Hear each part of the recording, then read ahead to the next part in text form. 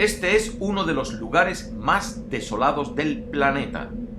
Es el país menos densamente poblado del mundo.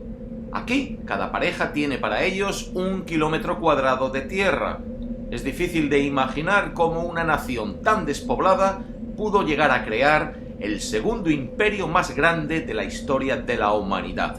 El más grande si hablamos de imperios continuos, es decir, que abarcan una extensión de tierra sin separar. En su apogeo, el imperio mongol acaparó el 22% del territorio del planeta. En episodios desconocidos de la historia, hoy te resumimos la historia del imperio mongol, su expansión y su decadencia, y te contamos un detalle de esta que seguramente desconozcas.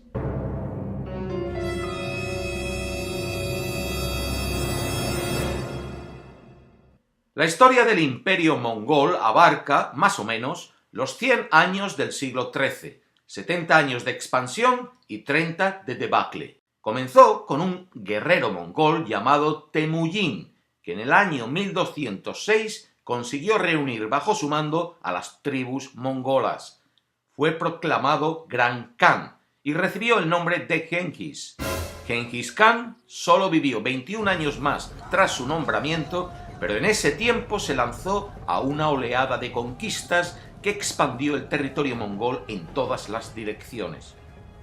El ejército mongol no era numeroso, en muchas batallas era menor que el de sus adversarios, pero era un ejército disciplinado, con líderes comprometidos, arqueros expertos y, sobre todo, una caballería temible.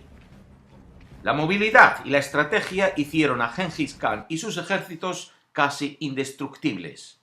Los mongoles supieron adaptar su sistema militar a su estilo de vida nómada. Allá por donde iban, asimilaban tecnologías locales para atacar las fortificaciones a su paso. Incorporaban a sus estructuras de mando técnicos expertos extranjeros. Eran tolerantes con las religiones de los pueblos conquistados. La mezcla de culturas que propició su avance dio lugar a lo que aún hoy se conoce como paz mongola.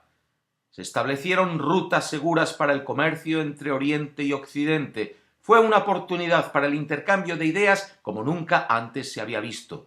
Los viajes hacia el Oriente de misioneros o comerciantes como Marco Polo no habrían sido posibles sin esta estabilidad que proveía el imperio mongol. Así de grande era este imperio en su apogeo en 1279. No creció más porque cada vez que había que elegir un gran khan, los líderes habían de regresar a su tierra para reunirse. Eso salvó a Europa en 1241. Los mongoles ya habían devastado Polonia, Lituania, Hungría, Croacia y Bulgaria, y habían derrotado al ejército alemán cuando murió el khan Ogodei, hijo de Genghis Khan. Entonces, los mongoles detuvieron su avance y regresaron a su tierra para elegir un nuevo líder.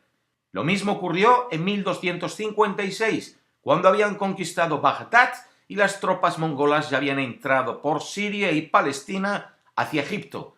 El gran khan de entonces, Mongke, nieto de Genghis Khan, murió, y el regreso a elegir quién sería el nuevo khan puso un freno a las conquistas.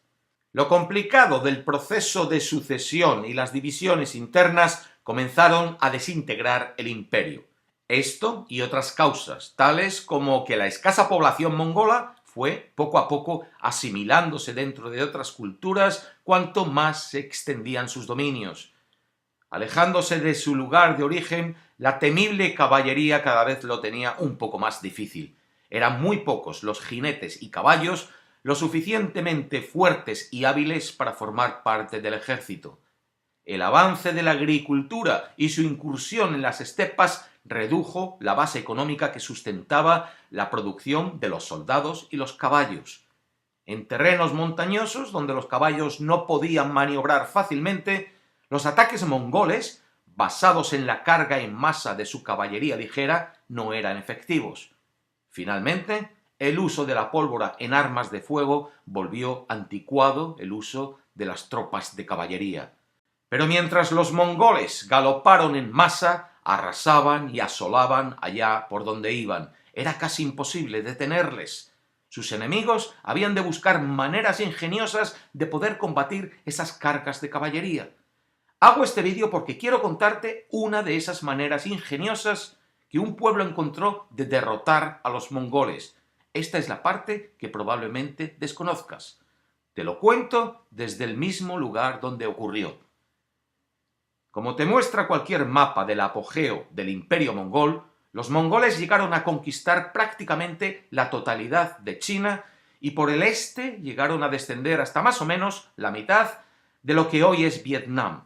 En el centro de Vietnam está la ciudad imperial de Hue, antigua capital de Vietnam.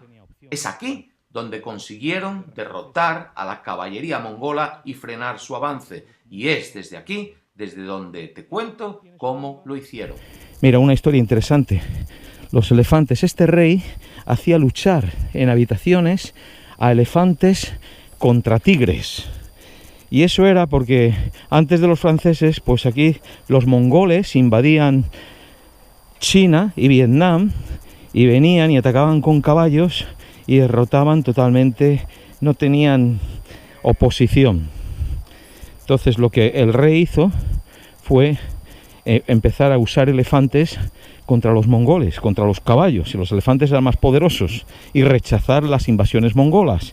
Lo que hicieron los mongoles, la siguiente vez que vinieron y atacaban, pues habían cubierto los caballos con máscaras de tigre, y los elefantes pues reaccionaban mal ante los tigres, se asustaban, con lo cual tuvieron que entrenar a los elefantes a quitarles el miedo a los tigres.